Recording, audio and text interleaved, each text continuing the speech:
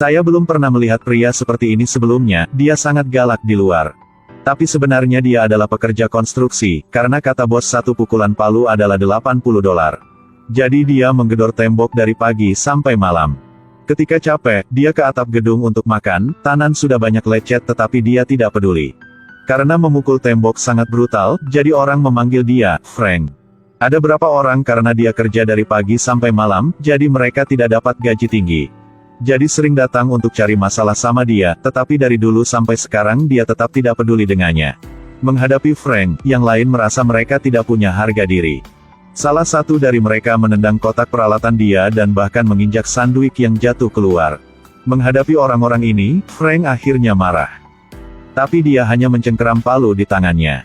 Saat jam istirahat siang, Frank sendirian duduk di atap gedung. Karena makanan dia hari ini diinjak sama orang lain. Jadi dia hanya bisa duduk untuk istirahat. Tiba-tiba ada satu teman dia datang. Orang ini juga sering diancam sama yang lain. Dia juga setuju dengan Frank. Ingin ajak Frank makan sama dia. Awalnya, Frank tidak ingin peduli pria ini. Tetapi Donald berbicara tanpa henti di telinganya. Cerita jika dia adalah yatim piatu. Dia tinggal sama nenek hidup bergantung satu sama lain.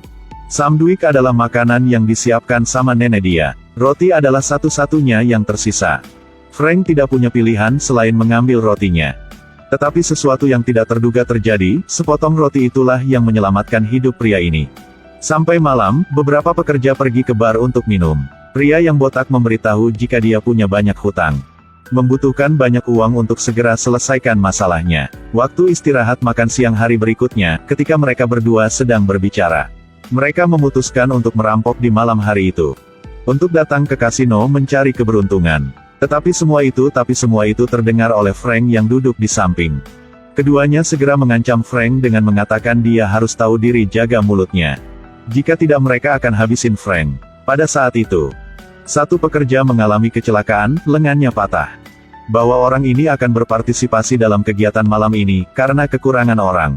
Mereka hanya bisa ajak Donald. Agar tidak diganggu lagi, dia hanya bisa setuju. Malam itu mereka datang ke tempat judi punya gangster. Satu tembakan membunuh satu penjaga. Lalu kendalikan semua orang di sana. Lalu suruh Donald ambil duit. Donald takut gemetar dan segera mengambil tas itu. Endingnya Donald menjatuhkan dompet, adegannya agak canggung. Hei bocah, saya sudah mengingatmu. Mereka langsung kabur, sampai kembali ke lokasi konstruksi. Semua orang marah dan memukul Donald, mereka tahu jika para gangster menemukan Donald. Informasi mereka akan diungkapkan oleh Donald, jadi mereka ingin habiskan nyawa dia. Karena seperti itu, mereka baru mempertahankan hidup mereka. Mereka seret Donald ke atas. Melemparkan dia ke tangki pencampur semen, Donald memohon orang-orang, dia tidak mau mati. Tetapi orang-orang itu sama sekali tidak tertarik dengan permohonan Donald. Pada saat itu di belakang mereka, satu suara bergema. Saat itu, Donald dilempar ke tangki pencampur semen. Donald tidak berhenti memohon pengampunan, ketika dia putus asa. Satu orang muncul, semua orang menoleh untuk melihat. Ternyata orang itu adalah Frank, beberapa orang ingin memukul Frank. Tetapi Frank yang cari mereka duluan. Pria botak ingin mengeluarkan pistol dan menembak Frank. Tidak menyangka.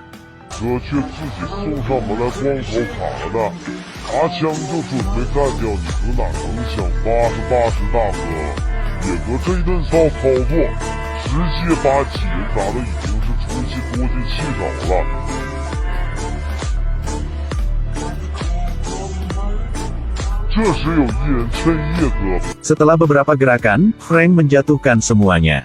Ketika Frank tidak memperhatikan, salah satu pria bersenjata menjatuhkan palu. Frank segera berbalik dan bersembunyi di balik pilar, mengintip lawannya. Orang itu sudah menembak habis semua pelurunya, sekarang dia tidak peduli dengan rekan-rekannya yang tergeletak di tanah. Segera berbalik dan lari, pria botak itu teriak memanggilnya. Sini bantu saya, mau ambil pistol untuk melawan kembali. Frank menginjak tangannya, mengambil pistol, yang tadi lari keluar naik ke mobil dan terkena satu peluru. Lalu Frank mengambil palu dan bertanya apa yang terjadi tadi malam.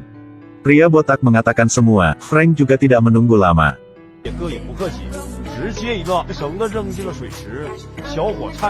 Kemudian Frank mengambil pekerja dan seutas tali dan melemparkannya ke dalam tangki semen. Donald takut merangkak naik ke atas, kemudian dia melihat kantong uang. Cepat tinggalkan tempat ini, Frank juga pergi duluan.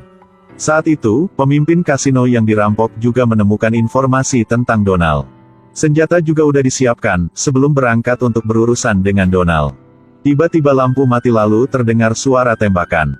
Peluru ditembakkan terus-menerus, orang-orang di ruangan itu juga jatuh terus ke lantai. Ketika lampu dinyalakan, bos melihat mayat ada di mana-mana. Saat itu Frank diam berdiri di belakang bos. Tidak menunggu dia bereaksi. Dia membunuh pemimpinnya. Setelah berurusan dengan orang-orang ini, Frank keluar dari kasino, luar biasa. Tapi sesuatu yang tidak dia harapkan. Dia pikir tidak ada yang akan mengetahui masalah malam ini. Tapi gerakan dia sudah dilacak oleh orang lain. Hari berikutnya, ketika Frank sedang makan di sebuah restoran, staf restoran tiba-tiba menerima telepon. Tapi panggilan ini untuk menemukan Frank. Dia tahu identitas asli Frank. Jadi sebenarnya Frank adalah siapa?